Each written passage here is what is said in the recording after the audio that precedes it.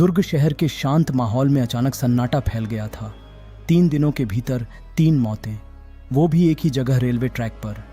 हर मौत को प्रशासन ने सुसाइड बताकर मामला रफा दफा कर दिया, लेकिन शहर के लोगों में एक अजीब सी बेचैनी थी।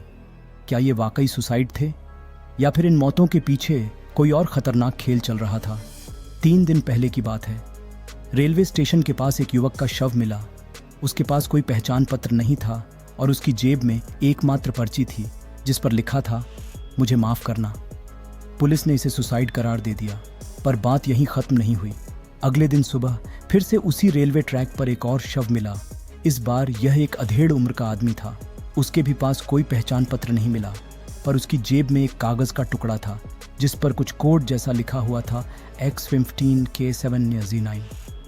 पुलिस ने इसे भी सुसाइड कहकर बंद कर दिया, लेकिन इस कोड का मतलब क्या था ये किसी को समझ नहीं आया। तीसरे दिन सुबह सुबह लोगों ने फिर से रेलवे ट्रैक के पास हलचल देखी। इस बार एक महिला का शव मिला।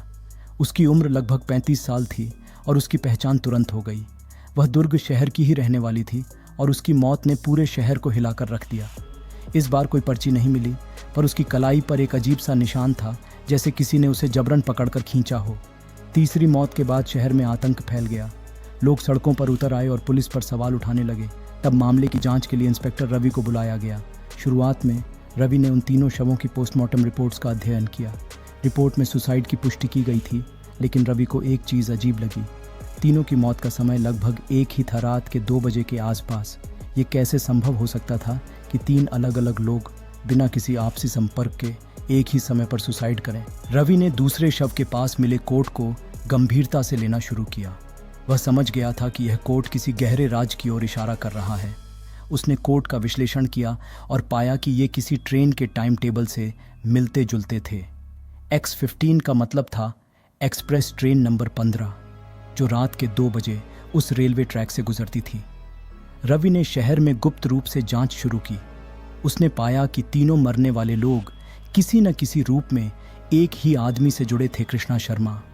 कृष्णा एक अमीर व्यवसायी था जिसकी छवि समाज में बहुत साफ सुथरी थी, लेकिन रवि ने उसकी असली पहचान उजागर की। कृष्णा दरअसल एक अवैध दवाइयों का कारोबार चला रहा था, जिसमें ये तीनों मृतक किसी न किसी रूप में शामिल थे। रवि ने पाया कि इन तीनों की मौतें सुसाइड नहीं थीं, बल्कि उन्हें साजिश के तहत मारा गया था। कृष्णा ने उन्हें ब्लैकमेल किया था और जब उन्होंने उसका साथ छोड़ने की कोशिश की तो उसने उनकी हत्या कर दी। सुसाइड के रूप में दिखाने के लिए उसने ये प्लान रचा। वह जानता था कि पुलिस सुसाइड मानकर जांच बंद कर देगी, लेकिन रवि की जांच ने उसकी साजिश को बेनकाब कर दिया। रवि ने कृष्णा को गिरफ्तार कर लिया और उसके खिलाफ ठोस सबूत पेश किए। शहर में एक बार फिर शांति लौट आई, लेकिन ये तीनों मौतें लोगों के दिलों में हमेशा एक खौफ के रूप में जिंदा रहेंगी। यह कहानी इस बात की याद दिलाती है कि सच्चाई हमेशा सामने आती है, चाहे कोई कितनी भी बड़ी साजिश क्यों न रचे। धन्यवाद इस वीडियो को देखने के लिए। अगर आपको ये वीडियो पसंद आया तो इसे लाइक करें, शेयर करें और हमारे चैनल को सब्सक्राइब करें और बेल आइकन ज़रूर दबाएं।